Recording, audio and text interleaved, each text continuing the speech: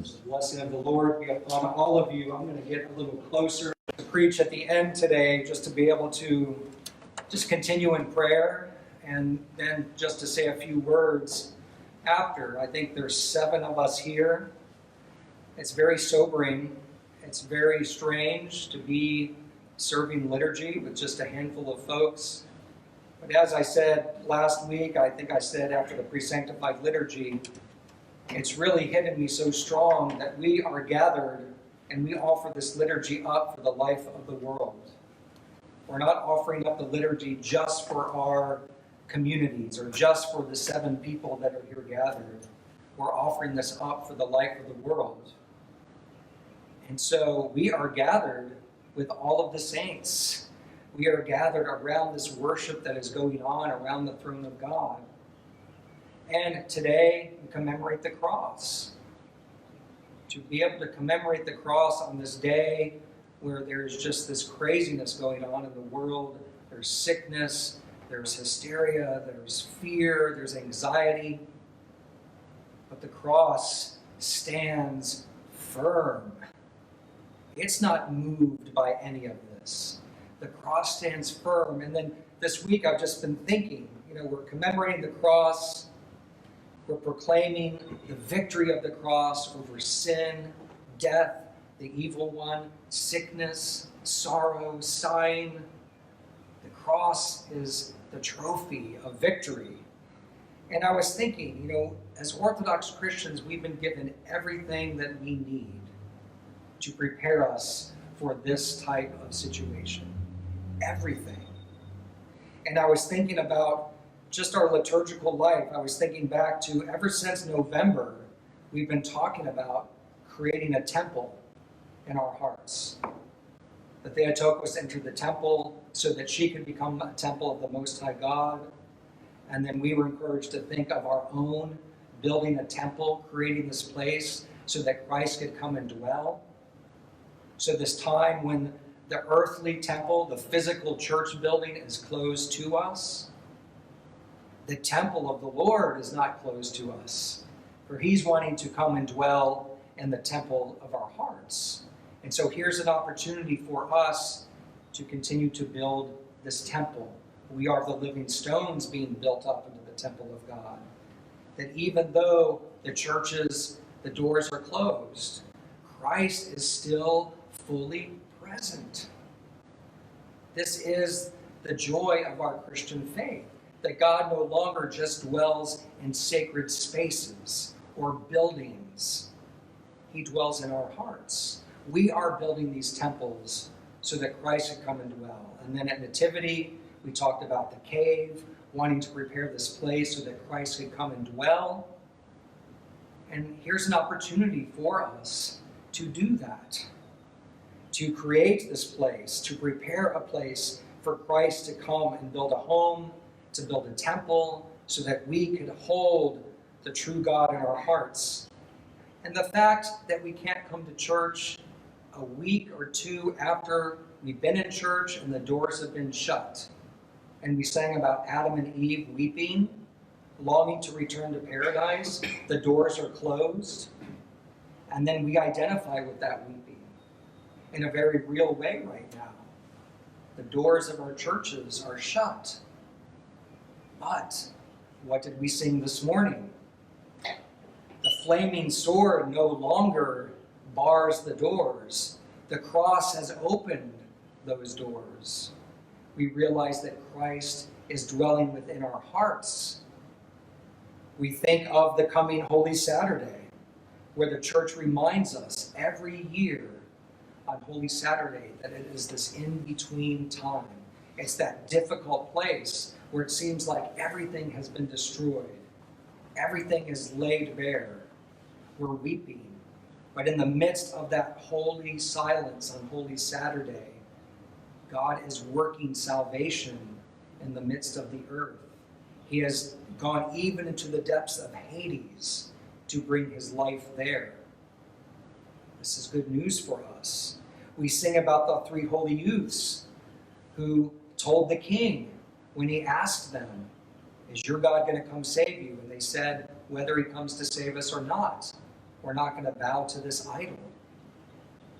So all of the consolation is taken away from us, even the consolation of being in church. And some of the Holy Fathers say that when all the consolation is taken away from us in our prayers, then the true spiritual life can begin. Because we long and yearn for Christ. We long and yearn for the kingdom. We're singing during Lent about the Israelites longing to return to Jerusalem by the waters of Babylon. If I forget you, O Jerusalem. Well, the doors are shut. We're not able to come to church. But Christ is still present. He is working salvation in the midst of the earth. And then I thought, even this week, what do we sing on Thomas Sunday? We sing all about the doors being shut and Christ can still appear. Though the door is being shut, Christ appears to us. So even though the doors of our physical churches are closed, that does not hold Christ back. He comes to us. And I heard this wonderful story this week, and I found it very encouraging, that at some point in Egypt, there were, I think in the 1500s or something, all of the churches were closed for a period of time, for about 8 years. They closed all of the churches. And so people couldn't gather for worship. And then so the ruler at that time was walking through the streets, and everywhere he walked on a Sunday, he was hearing all of these hymns being sung from various houses that he walked past. And it infuriated him because he realized by closing the churches, he established 1,000 little churches, and the church grew.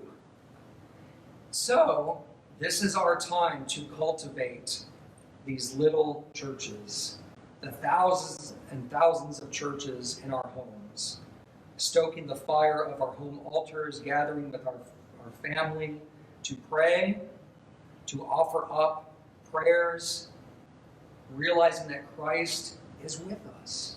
He is present everywhere, and he fills all things. So they can't destroy our temples. They can't close our temples, because the temple is us. We are Christians, little Christs. Christ comes to dwell in our temples. And even though the doors are shut, he can still appear. And so instead of complaining about us not being able to come to church, let us think about the things that we can do. We can gather, we can pray in front of our icons at our home altars. Father Stephen Freeman this week, I saw him responding to some comments, and he said to somebody who was struggling with not being able to come to church, he says, "For the time being, I would not dwell too much on what we cannot do, but on what we can. For the time being, we can give thanks to God everywhere and for all things." These things are out of our control.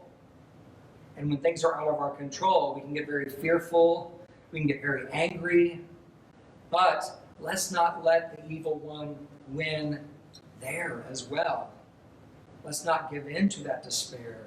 Let us not give in to that anger. But let us trust the Lord, who wants to come and dwell within us. And our prayer can be, "Come, O Lord, quickly.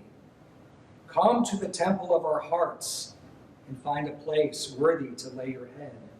Let our living stones become the material of a new temple. Come, O Lord, open the doors of repentance to us so that we may be restored to Eden, which starts within our hearts. Come, O Lord, be with us on this holy Saturday, that time where we wait. Come, turn the flames into dew, so that we may behold thee in glory and become true eyewitnesses of thy resurrection. Come through the doors that are shut and visit our homes and our hearts, that they may be transformed into thousands of little churches, praising thee on our home altars." So as we sang at the Vespers, "O precious cross, thou art our helpful support, partaking of thy fruit, We have gained incorruption. We are restored once more to Eden, and we have received great mercy. So may the Lord grant us all the strength that we need right now. This is an unprecedented time.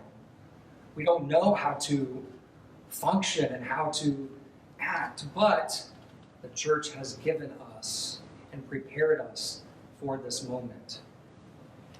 The gates of Eden are open once again. The flaming sword no longer holds us back.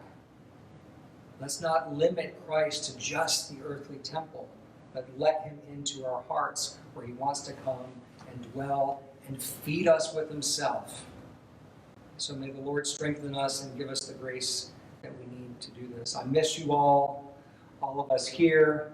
We all miss you all. It's so strange to be in a church without you all here. But let us hope for the day that we can gather again, and may the Lord strengthen us.